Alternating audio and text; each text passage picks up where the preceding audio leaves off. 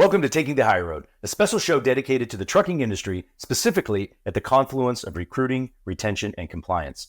In the fourth year as the host of this show, I bring over 2 decades of industry experience, both on the carrier side as well as the vendor side. And each week I interview industry experts and thought leaders who bring their insight to the driver lifecycle as we discuss the industry's greatest challenges. I always appreciate your feedback, good or bad. Don't forget to leave a review and a rating on the show. I'd also like to thank and highlight the show's valuable sponsors. Their dedication and commitment to the industry and to the show is greatly appreciated. If you're interested in being a sponsor of the show or joining me for an interview, please email jeremy@takingthehighroad.com. This week, I'm excited to be joined by Kyle Kottke, General Manager of Minnesota-based Kottke Trucking. Thank you so much for joining me, Kyle. Glad to be here. Well, I'd love to hear about your background, how and when you got started in the family business. I'd love to hear the origin story of Kottke Trucking as we're closing in on a century, if I'm not mistaken. Perhaps you can talk about how you've grown over the years and how important culture and being a great place to work has played a role in your success. I'd also like to learn how you've adapted the past few years with the roller coaster that the industry's experienced.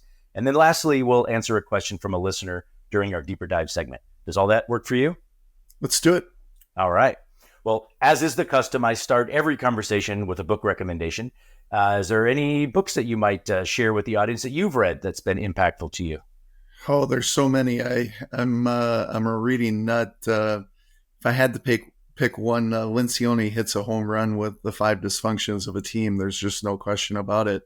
But I'm between Lencioni and John Maxwell. I think I've read darn near every book they've written. 5 dysfunctions of a team. Great Lencioni reference, by the way. And is that business fiction? Business fiction, yep. Yeah. And I love that. I think you're not the first person that's brought up business fiction. And what I really, really love about that is it's not, sometimes when you read a book, it's sort of, you're reading a textbook and it's a theory. Whereas in business fiction, you're actually, I see this being played out. I understand. I can relate more. I really like that. It's if there's any fiction I like to read, which I'm primarily a nonfiction guy, I like business fiction. I'm with that. And, Lencioni hits to a small minded guy. He hits the kiss out of the park, if you know what I mean. Yep. Yeah. Well, he's got, I don't know if somewhere between 5 and 10 books, because I know I have at least 5 or 6 of them, I think. I'm somewhere north of that. So yes, they're all good. Well, I really appreciate that. Excellent recommendation. For those of you in the audience who aren't familiar with Patrick Lencioni, by all means, I would encourage you to check it out. And so let's start with you, if you don't mind. I know you're a humble guy. You probably don't want to talk much about yourself, but I think people want to know, who is Kyle Kottke and when and how did your path lead you to trucking? Well, I'm a 3rd generation operator of our family business. So born into the industry would actually be factual in my case. My grandfather started in 1938, and somewhere around age 10 or 11, I was issued a grease gun and told to go into the backyard and start greasing trailers. And my mother was kind enough to figure out how to make a really large out of service sign to hang on the front of the trailer to make sure that a driver didn't hook up to it and take off while I was greasing it. I'm also honest to say that it might be the only job in my life that I've been fired from. My brothers joke with me candidly that my input is always needed and less so on the maintenance side of everything we do here. So that is my beginning. I'm a proud father of 5 daughters. I'm a loving husband of a wife who tolerates this crazy lifestyle that we live. And if my mother was still alive, she would joke that our family is the largest in Buffalo Lake, population 700, because here in my family, we've got 250 colleagues that we all call family. Wow. And you mentioned, being there in Minnesota. You're an active member of the Minnesota Trucking Association, as is the company that I founded, Driver Reach. And yes. Great association, great network of like-minded people who really care about taking the industry to the next level. And it's encouraging, because when I talk to folks on the carrier side, generally when I ask the question, how they got into the industry, it's always one of two ways. Either they were born into it, like you just shared. In fact, you're the third generation carrier that I've talked to just in the last month or so, which is exciting. And it says a lot about the industry that we're in. But then, or people like me who sort of stumbled into it, and then you realize, whoa, look what I just got into. This is amazing. If you just give it a chance, you'll realize the people are the best part of it. But then the work that we do and the importance of the work that we do, I think, is a worthy cause. So that's cool. Thank you for sharing that. And I assume it's safe to say that it was probably inevitable that you were going to be working in the company at 10 or 11, giving you a grease gun. I had that brief moment where I wanted to be better than trucking. I went to school. I have a degree in credit and finance, and I figured out that I was a blue collar guy, and the suit and tie was not exactly in my future. So now I own a suit. I barely ever wear it. I joke it's either a family or a driver's funeral or wedding that I take that thing out for. But I had that very, very brief moment, and like every other family trucking company, I missed my family when I went down that path for 18 months of schooling and working away from the family. So I came running home because frankly, if I was going to swing and miss, I wanted to do it with my family on my side. Oh, I love that. That's a really good point. And I can see how it's probably, there's this temptation being at a pivotal point at your, when you're growing up and you decide, is this the path I take? Or because it's there for me. And it's an easy path, easier because it's sort of paved for you. Or do I do something over here? And some people do great over there, but I think your heart was there. And I think it's my heart was here, and there's nothing to be said with as I look at that fourth generation, and many of them are starting to reach that early adulthood. Many of them are away from our business with an open path that if they desire to come back, they can. There's nothing wrong with scratching your own path, and frankly, we have no intentions to close that door on any of those that are choosing that path. In fact, there's something to be said about getting up on your own rather than surrounding yourself immediately with those people to help you out too. So, well, to your point, for the Kottke fourth generation that's listening, the door will remain open. Always. Now, Kottke's been around since, you said, 1938. That is Yes. Amazing. Do you mind sharing that origin story and how the family business evolved over the decades? Well, grandfather, Elmer, purchased one truck, got into milk hauling and fertilizer and all kinds of egg-based things. My dad and my uncle got involved in 1961. They quickly added general freight and U.S. mail to that. My dad and uncle broke the partnership up in 1970. My dad moved to a lot of grains, agricultural grains, and he had a fantastic 13-year run, which started to end then with deregulation. 1983, every farmer became our competitor instead of our customer. So we had a slow start to get into refrigerated trucking, which is now our specialty. But it did so. Then my brothers, I'm the youngest of three brothers, all active in the business. They had already been involved in 1996. My mom and dad decided to take an early retirement in a method to try to keep all three of us not only interested but financially involved as well. So not all that indifferent of anybody that you've had on. We stayed small. We still remain small. And then bought out two companies, one in 2016, one in 2019, both Florida heavy or based. And frankly, we just saw the train coming down the tracks that we had to get either a little bigger or get out. And we decided we weren't done playing in the sandbox yet. So we decided to roll our dice for another roll here. So some days that's a great decision. Some days not so much, but here we are. We're still swinging. Well, we've been through a tough time for sure, and we'll touch on that in a minute. But I'd love to celebrate 100 years with you. I'll be here. Yeah, that will be a fantastic moment, and a really worthy time to celebrate. Now, what is it, could you say about Kottke that's unique? This is for those in the audience who might not be as familiar. Can you share, some of the core values, both personally and for Kottke Trucking, that make you who you are? Well, we are blue collar. As much as everybody wants to identify being blue collar, we are. I live in a Rambler home. I drive a 10-year-old vehicle. I think a toy is a 24-year-old snowmobile. And, there's not much about us that isn't exactly who you see is what you get. So that makes us very personable in who we are, and makes it very easy then to set our core values, of which, family values number one in everything we do, whether it be my actual blood or yours. And we're incredibly customer ridiculously focused and employee centric in everything we do. Those three things, if it don't involve them three things, I oftentimes whisk it off my desk and I don't deal with it at all. It's people, right? It's people. This is a people business, whether those people are your family, your employees, which is an extension of your family, your customers, or just other people that are in this industry. These are your people. This is the industry, the business that we're in, and it's a people business. Blue collar, humble. Generally, that's what I think of with people that work hard.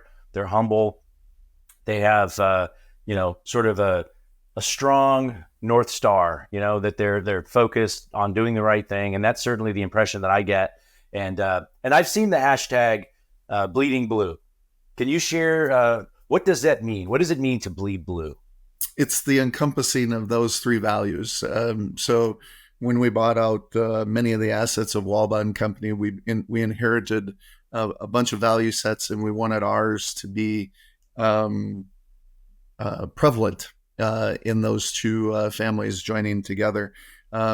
So my nephew and I quickly thought about, how do we describe who we are, what we stand for, in a very, very short period of doing it. Blue Trucks led the Bleeding Blue, and we might have had a new name, but frankly, it's the exact same value set that we've had forever. So when people do things great here, we recognize them for Bleeding Blue, our value sets, and privately, we it's not all that uncommon to review an employee on a Bleeding Blue review, which is, frankly, you're not doing something the way that we think you should be doing it. So it is a catchy hashtag that many people catch on to. Frankly, it kind of felt a little corny to an old-fashioned plowboy like myself at the beginning. But now, as drivers enter our office talking about Bleeding Blue, you know that you've done it right by making sure that it is who you are, and that you continue to nurture that. It's got legs, and I think it's got legs, because that's what people are doing nowadays. It kind of, to your point, we're probably fairly close to the same age, maybe. And it's one of those things, as I get older, I'm like, oh, what is this we're doing now? But at the same time, it's stuff that it's catching on, and it's more and more people are doing it, and therefore embrace it. But it's encouraging to see that folks on your team that's something that they're talking about. That means that it's sticky. It's important to know that ours is a little different, and here's why. There's two kinds of marketing that you do. For the sake of your viewership and not to damage your self-ego, I could care less if you know about Bleeding Blue. I really could. It's more a matter of my 250 people here know what Bleeding Blue is about. And about a year ago, going through tough times and trying to extend our culture as a marketing tool to make sure good customers stay, we've made that more public about what Bleeding Blue is. But the reality is, you see the people going out and they're getting the best fleets to drive for, which is a great program. I'm not after them. Or they're getting, the top workplace awards, and they're pushing all these third-party things. And that's what you're referring to. That's what's happening today. I could care less. Really, what I want is the next driver to walk into this office. I want him to understand what the start point of that conversation is. And that's Bleeding Blue to us. So If he's got a family problem, he should be able to talk about it. If he's got an employee that's not treating him right, let's talk about it. Customer's not right in his eyes. I mean, it gives everybody a very easy platform to start any conversation with anybody here. Yeah, and I totally agree with that because, and it kind of feeds into my next question, which is about hiring, right? I would expect that the quality and the type of driver that you're trying to attract is one that fits directly into that bleeding blue mindset, that attitude of what really matters, and being of strong mind and working together and having integrity and those sorts of things. How important is hiring the right types of drivers who fit that culture versus hiring to fill a seat? That's clearly an area that you're focused on. It is. We still seem that we hover in the high 40% turnover rate, so still higher than I'd like. But hey, an over-the-road truck driver is a hard job. We both know that. Here's what happens if I see a guy come across my screen, because I still see every termination across my desk, whether I've taken it personally or not, and that person's only been on my payroll for days, not years. I'm asking the question, why'd he gone? Did we mishire? What did we miss? How did we treat him wrong? Half the time I'm picking up the phone and calling the driver. I'm like, what did we do? So my staff is so much aware that they get reviewed on absolutely every single termination, that I'll occasionally get the application that goes, what do you think? Does this guy fit? And honestly, I tell my team, if you've got to ask me what you think I should tell you, I just told you don't hire him. I mean, and there's a couple trucks sitting out in the yard right now that I'd love to have filled, but frankly, I just assume them sit there then rather than them pull the trigger on somebody that I don't want on the truck too. So, we're very high on that. I have to remind myself all the time, high 40% turnover is still about less than half of my peers. So the reality is, I think I got a higher standard, not only just barely higher, but higher. So nothing wrong with having a higher standard and being able to meet it. Which, by the way, yeah, that is incredible for an over the road operation. But I think it speaks to, again, the type of driver that you're trying to hire, the culture that you've created, and that that bleeding blue mentality. So I know the last, we've talked about this, the last few years specifically have been really, pendulum swinging far one way and then the other. And how's that been? I know obviously besides the Bleeding Blue initiative, what else, have you done? How have you operated in the past several years? Well, I'm only in this for 28 years, but in the last 4 years, I think you can get the highs and the lows out of the way in a very short chapter of a book. There's no question about that. And, my dad always taught me that you never can get too high or too low in anything that you do. Well, I would challenge him to come back for four short years and live this time, because it's incredibly difficult to stay grounded and humble and modest and energetic and everything during these times. And obviously the parts that always challenge me is when the waves move us away from a center that we want to be. So when COVID hits, the wave moves towards a driver, towards, dear God, just get it to market. I don't care how we get that. And that's very much Bleeding Blue, right? We're all about the driver. We always were. There's a video out there about me going, heck, everybody's on the praise wagon that I'm always on. I mean, I've, my hero's always been a truck driver, naming my dad. And then obviously the move away from it, so now we're seeing longer delays of detention times and longer unwait times. And, the shipper of choice is no longer driven for by as many of my customers as it was just short period of time ago for whatever reasons, or more so, the people who have validated or invalidated the mutual trust that many of those relationships are on for one reason or the other during that. So it's been one heck of a ride up and down. I fear that there's a lot of my peers that are reaching all-time lows, and dear God, there's only so many life jackets I can throw out there to a few of my buddies to help them. But it's not a lot of fun. There's no doubt about that. Yeah, that's the conversation that I'm having quite a bit the last, really almost 2 years, but certainly the last 12 months easily.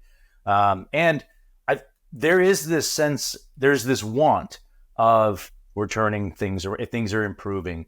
And I think there are maybe green shoots here and there that are, popping up, but it's sparingly. And also I think, by and large, even if that weren't the case, we would be still wanting to will it to happen because it's still the early part of the year. Come on, let's do something. It's not uncommon during a low turn that the peers of the industry get together and talk about a brighter day. The promising part that I have for a brighter day is the fact that now my customers are talking about it.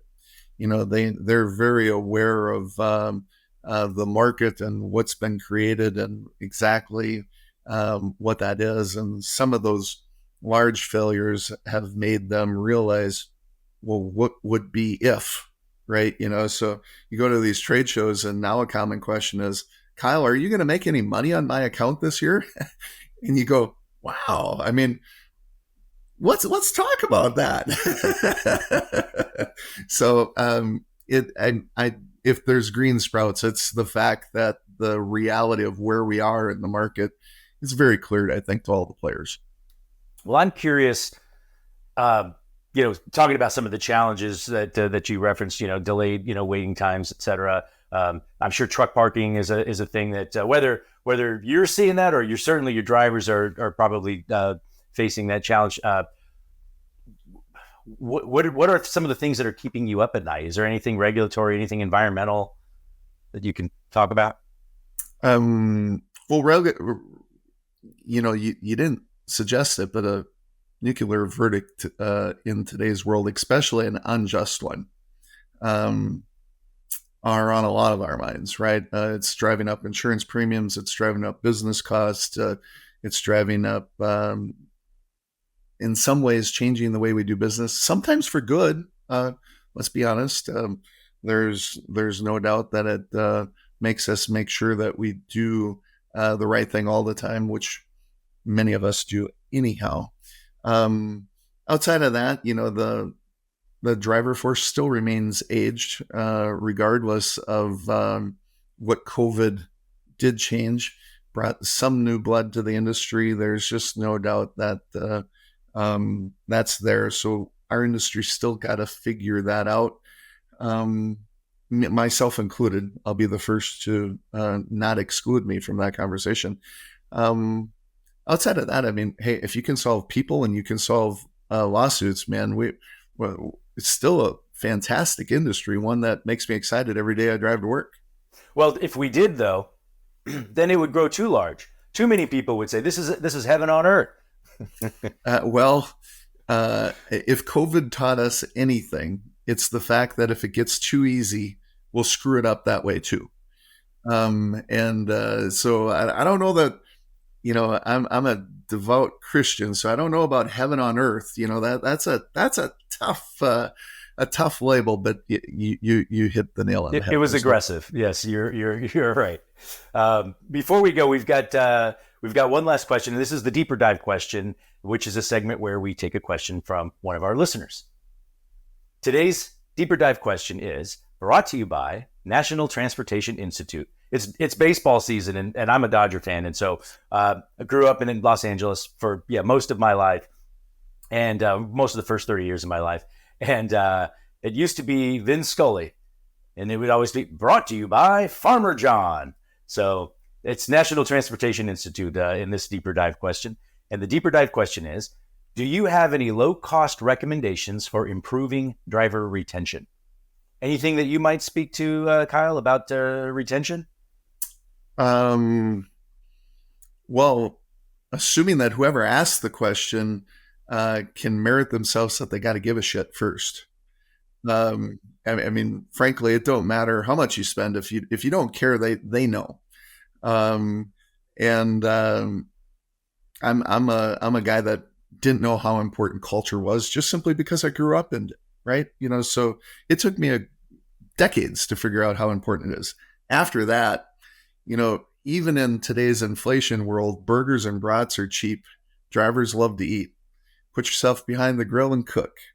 If that isn't practical for your application, videos are incredibly cheap to make. Put yourself on a private YouTube channel and distribute it. And if you're bold enough at the end of it, ask for their feedback and give your direct cell phone number. If your fleet don't have your cell phone number, give it to them. Second, we'll answer it when they call. I mean, at the end of the day, if you work here, family values are the core of it.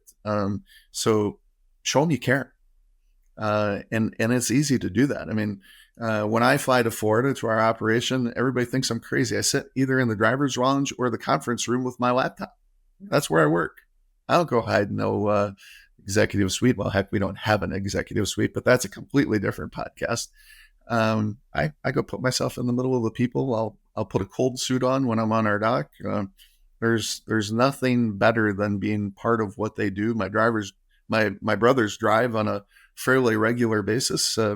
So earn their trust, show them you care, and not all that costs much money at all.